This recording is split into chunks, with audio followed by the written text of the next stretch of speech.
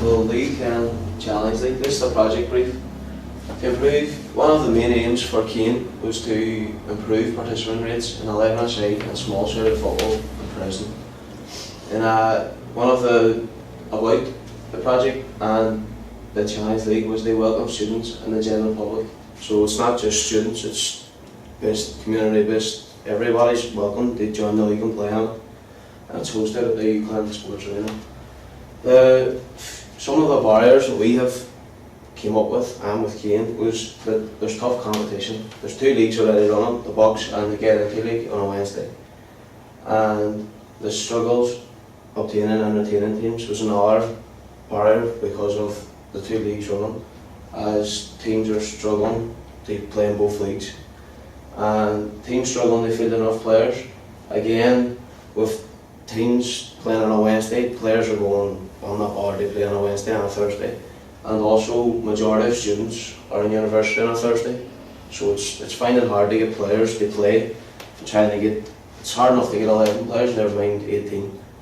And low levels of female participation. This is the main barrier which we have decided we are going to look into, and it'll be talked about further below. Our client, obviously, is Cian. He's a football development officer at UCLan. He recently launched a new small-sided football league for females. Along with this is the Kickstart football sessions every Thursday at the UCLan Sports Arena. These sessions are very free for them to just come and take part. It's not structured really at all. I've been present at 1 or 2. Little things like crossbar challenge, penalty shootout, small-sided games, really whatever they want to be doing just to get them involved and playing. Some females take part in the Challenge League, like we previously mentioned, but not the numbers that he wants to be hitting. His targets, as you can see on the pie chart here, he needs to get 33% of the participants to be female, which equates to 450 female participants. To go back to the Challenge League, he has also issues retaining student teams and attracting community teams from outside Preston. Okay, so once we did the brief with him and came up with a few problems that he had. So we came up, we found some problems that he had. We had to come up with a strategy for him. So we went away and we had to ask ourselves a number of questions. What motivates a female or people who are participating already? So what motivates the people who are in societies at UCLan, so football societies? And also what demotivates them, so why aren't they participating at this level, or why are they not just participating at home or at university? So the aim we came up with was to obviously assist Cian by providing a clear strategy for tackling female participation rates at the UCLan Challenge League and similar projects. Now Cian mentioned to us that his main aim for the Challenge League wasn't to attract females. It was male teams predominantly, but there were some females taking part in the sort of the mixed team. So he then came up with some similar projects, as mentioned, the small-sided league and the 3 sessions on Thursday. So we had to go and ask ourselves some questions. What other activities do female participant students play and why? So in our first survey that I will show you the results for in a minute, we asked them, what other sports do you play, how regular, and that gives us some, it gives us a bigger picture really of what other sports they play and why. What are the constraints for female participants, so what's stopping them? What appeals to those that do participate in sport, so what drives them to play? Is it success, is it to keep fit, or to relieve stress levels, different things like that. Why do non-football participants not play at UCLan? So we needed to go out there and speak with female students that don't play, why they haven't played, and see if the background has reflected that. And would any of these projects appeal to any of these groups? So this is probably a long scale thing, and we wouldn't know if they would appeal to these groups, particularly the ones that don't play sport. until we've asked these questions and done discussion groups with them and performed surveys with them. So we had to go away and do some secondary research. We found a couple of books and a couple of bits of literature here and there that sort of back the arguments that we're trying to point out. Scranton, in a bit of work that Scranton did in '99, he recognised that despite women's growing participation in the mass appeal of the sport, football is still overwhelmingly male dominated. Obviously with the World Cup, the recent World Cup, we have seen it growing. It is one of the fastest growing sports in the country at the moment. It's still dominated by males at national and local level. So if they struggle at the national level, obviously it's going to be a struggle here as well. He also recognised that the top female European footballers embrace football by rejecting some of their traits as a female.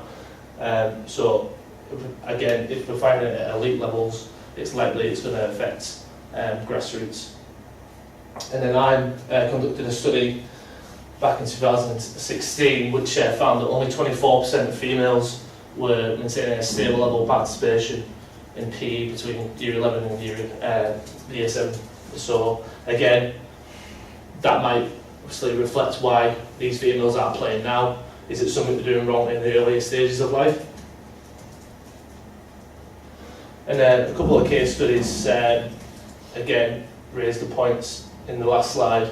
Sport England produced an inside pack, so back in 2016 during the Women's Sports Week, they released this pack which identified other factors for women not playing, so fear of judgment or body issues were some of the things that they recognised. Rather than it being the whole success drive, it was other factors that were playing a part.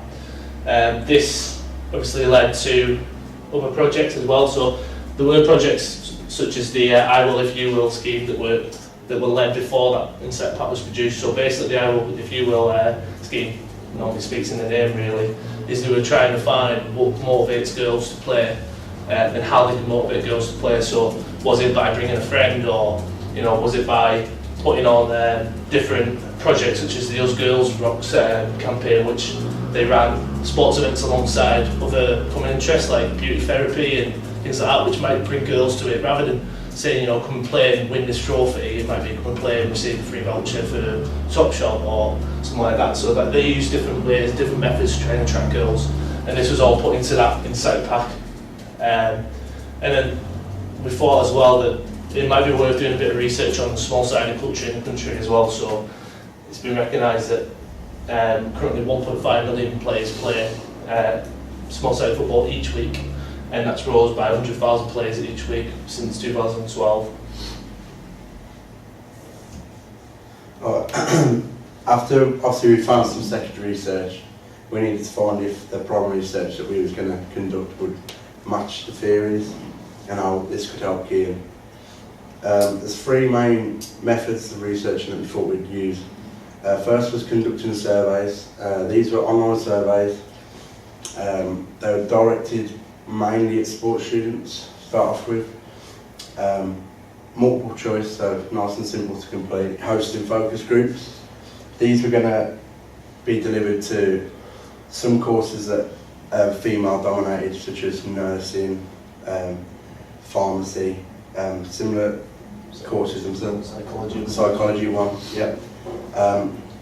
The good thing about focus groups is, as we will be there, we could probe answers out. So you get your basics from your surveys, but then we could ask why, and you can get more one-to-one contact with people. We were going to use mind map systems, so big sheet of paper, mind map on the paper with a question.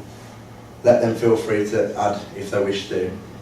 And then if we could see any questions that we could ask then and there, we could ask and just expand on what we'd been given. And finally, one-to-one interviews.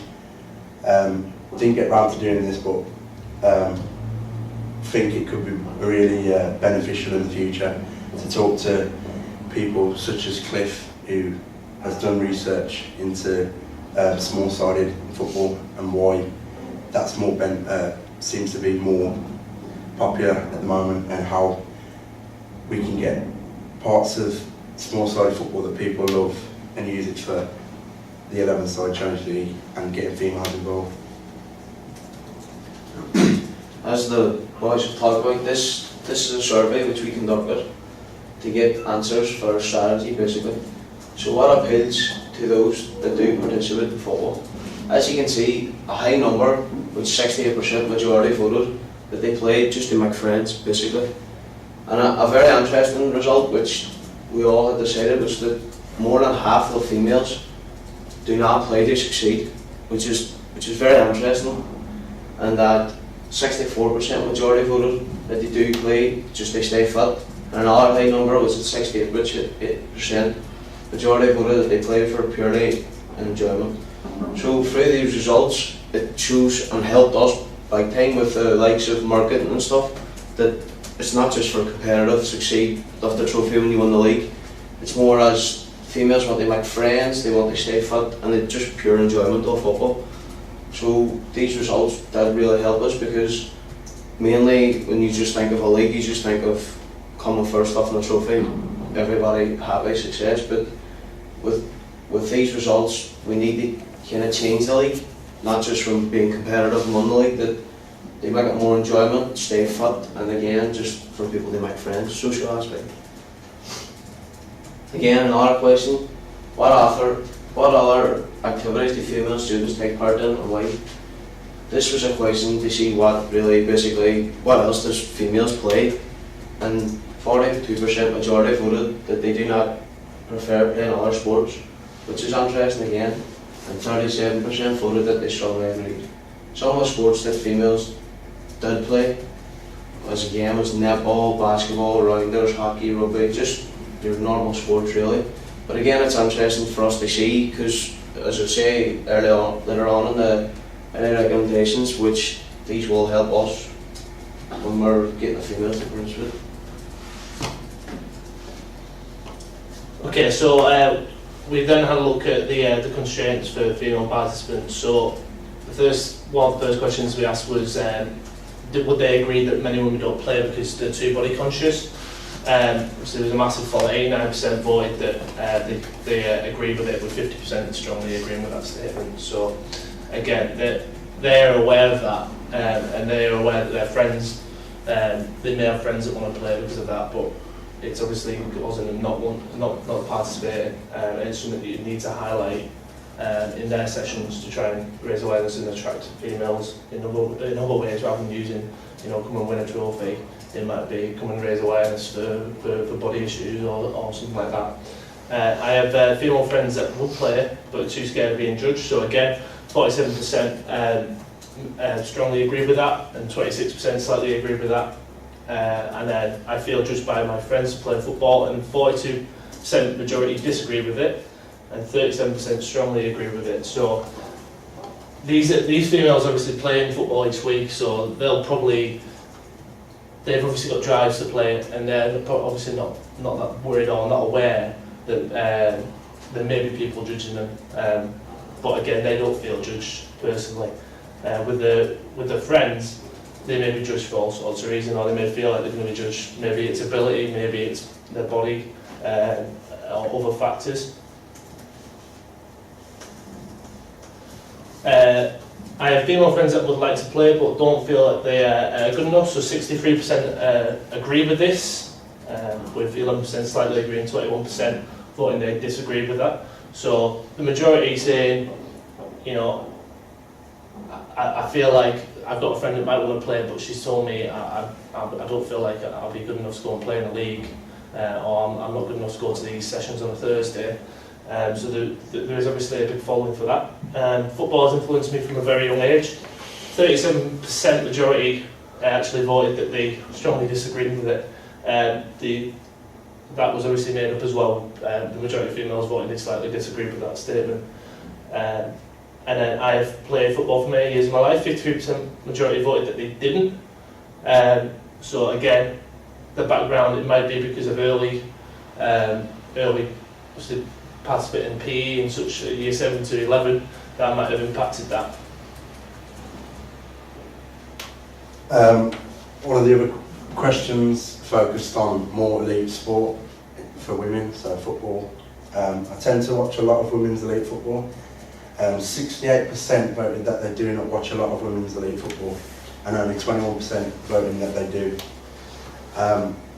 As well as I tend to watch a lot of men's elite football. 42% majority strongly agree, with the other 32% slightly agreeing. I think this is a good point because it highlights how, if we look back to points made earlier about females not wanting to compete because they don't think they're good enough, or worry about people judging them, if they're not watching and seeing that there is an elite level and there are people taking part and they're only watching men's elite football, they're going to get this image that it's a masculine sport and they're going to have to ignore some of their feminine traits and all this. So I think it could be a good marketing method also to offer chances to watch more women's elite football, so they can relate and they can see that it's not all just about men.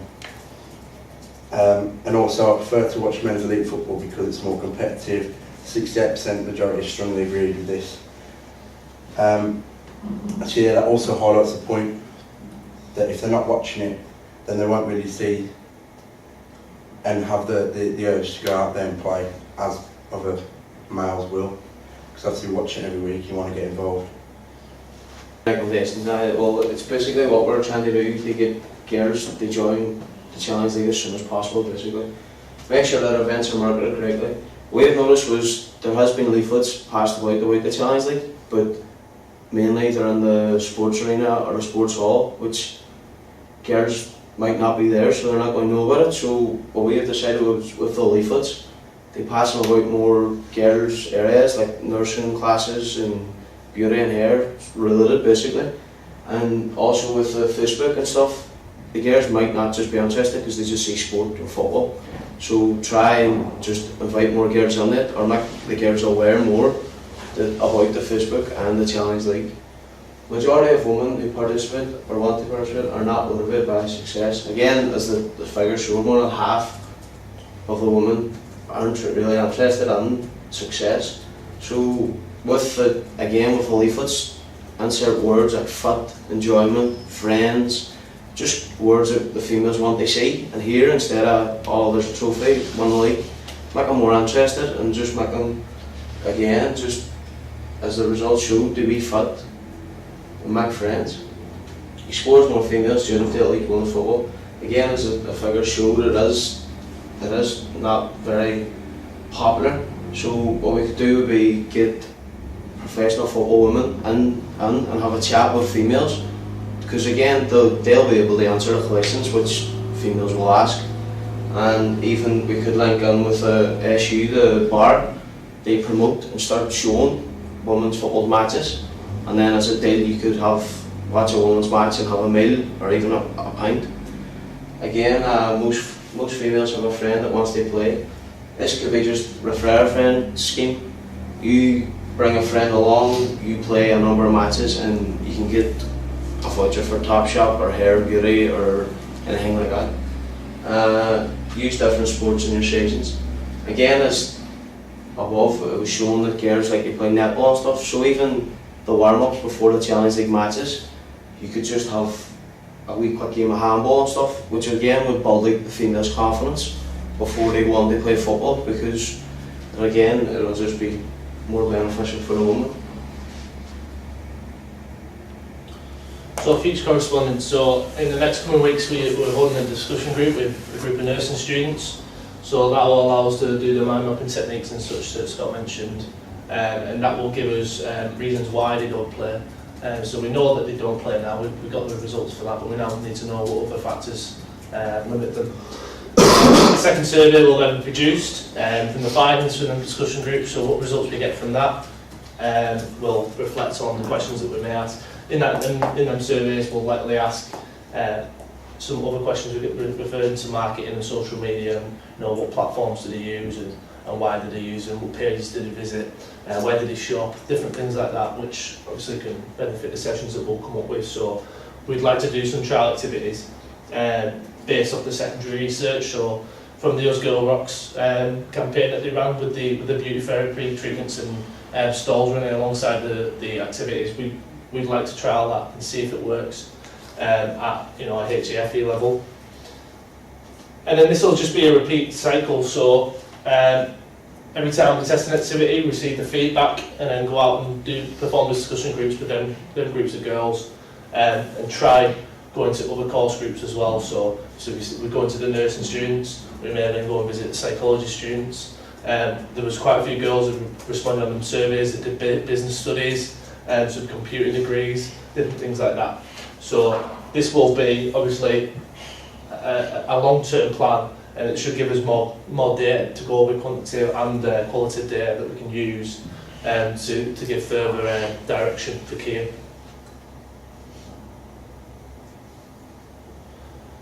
Okay, fellas, any questions that you may have?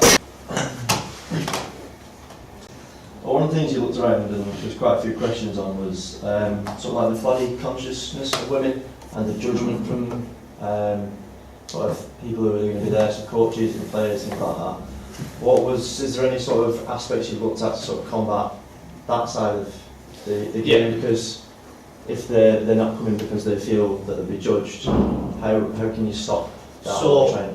So again, with the trial activities, a lot of girls, one of the main issues is they don't want to sweat. I know it sounds really daft, but they feel uncomfortable with that. Yeah. So with activities like the one I just mentioned with the beauty therapy, the idea we had was you come along and you receive a full face of makeup, which girls love to do. They love to say, they love having the makeup done and taking photos and whatnot with that. Do that and then perform an hour session and just let it all sweat off, and that will raise awareness. And if girls are seeing that on platforms like social media, they might think, you know what, I can go and do that. I want to go and do that. So what that will do is that will then obviously it'll bring girls in and attract girls in who are a bit thingy of that, but obviously don't want to come because of them reasons and think, well, them girls that can do it, I can do it. So that's the idea with that. That's a trial activity that we want to go ahead and use. So that does, showing them elite football would help combat that, because they can see professionals and women doing it.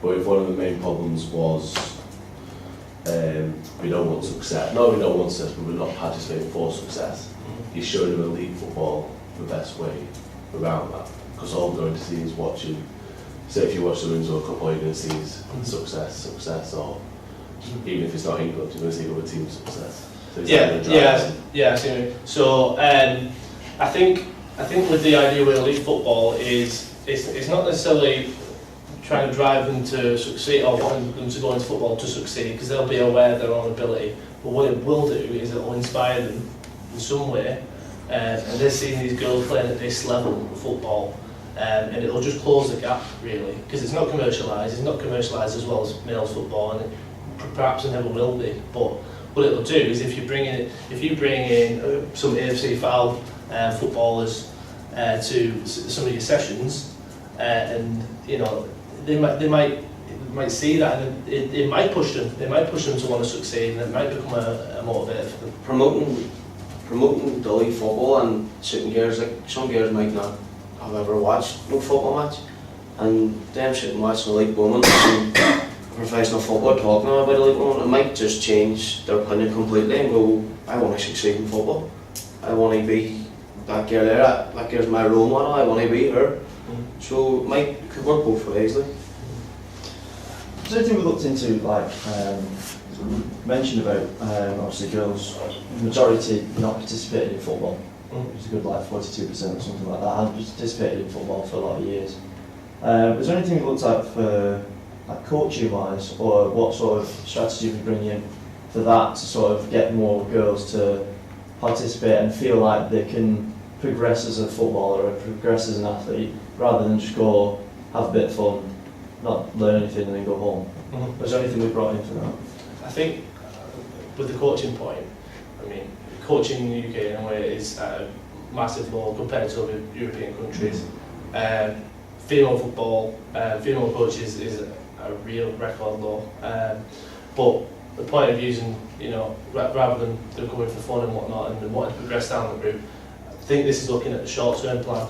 So some of these females that are playing now in the societies may or have reflected in the results. I've said that they haven't played for a number of years, so they might have only played for 1 or 2 years. They might not be fantastic footballers, but at least it puts them on that path. So if they are coming to these sessions or start to come to these sessions, they may take that and go home. So when they graduate, they may go home and find a grassroots team to go play for, and then that in turn is going to obviously raise the rates and raise the participation rates. It may obviously have girls going forward and competing at an elite level.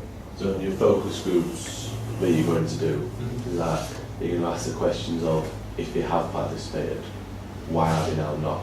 Because then you can look at like coaches. Is it coach's problem? Is it the coach's problem? That's exactly what it is really, because obviously like you said, if they have participated and then they're not, we need to know why they've stopped. What was it that they didn't like and how we can change it. And as well as that, the flip side is what made them participate in the first place, because if they have, they obviously got drawn into it, was it because their friends are doing it, or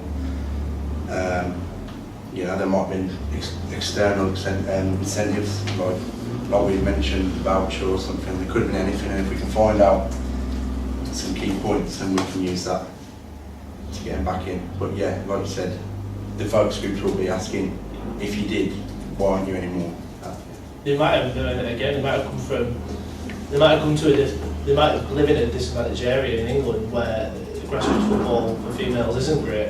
So them coming to university and forgetting about that, they don't realise the setup at the university is much larger, and it is going to attract female footballers, and they are going to be able to create teams and run these events because people will show up to them, and they have the staff and the structure to be able to push these projects. But if they're at home, previously, you might have someone who's playing football regularly at 13, and then the grassroots club doesn't receive the funding anymore, and it breaks down. Coming to here, they know they're going to be able to play consistently throughout the year and not worry about that. So that might obviously push them back into it if they know that and really raise the awareness of that.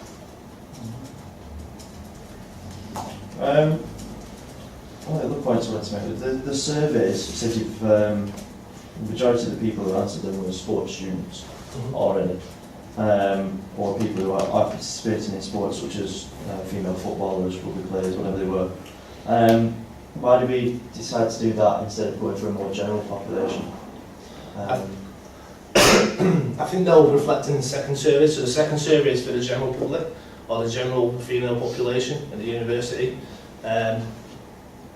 The surveys were targeted specifically at the Football Society, so then we knew why the female people who are playing football at the uni are playing it and what motivates them, so we can then take that and use it into the general public as well. As well as that, I think that obviously if we've named a lot of other sports they're playing, one of the big ones was hockey and netball. So obviously by directing the surveys at them, they're obviously keen to be in sport. So why did they choose those other sports over football? What's the difference? What similarities of the two can we use to get people to play both? Or what are they doing? Yeah, what they're doing. Or what football isn't doing. And you can say that. Any more? Oh, okay. Well, we've got one last one then. Because we talked about sort of like having a reward. And I know that things like that, things like the challenge leagues and things like that, they sort of struggle for finances at times. The small funded things. If we go in and we're looking, we want 33% the athletes to be female. So that's, we said for 450 is a rough number there. If we're looking at trying to get financial reward for 450 athletes, is that more of an obtainable thing, or would we have to look at a different structure to it? Definitely, I think what you could do with the rewards is, obviously you've got to be able to manage it well. If you were to go out and you would be able to bring in investors that would recognise what it's doing for them. So if you approached, a hairdressing salon here and said, we've got a really great thing going on at UCLan Sports Arena this Thursday, we want you to come along and just see what it's about. If they seen that, they may then make that investment and put some money into it, and you might need to find a few pots of money for that. Obviously 450 females is quite a lot, and you're going to get that naturally in a way without the motivation of rewards schemes, but definitely half of that you'd be able to obtain funding. It's where the likes of sponsorships would mainly come under. Like if you have a local small hair and beauty salon and you're a fair, and if a girl comes on and brings your friend to get their hair done, then you're just going to have to promote that girl's business, because that business is going to be promoted a lot around the whole college. Like. So it's a benefit for her if she does sponsor the league too. Like. That's all the questions I have. Thank you very much. Thank you. Cheers.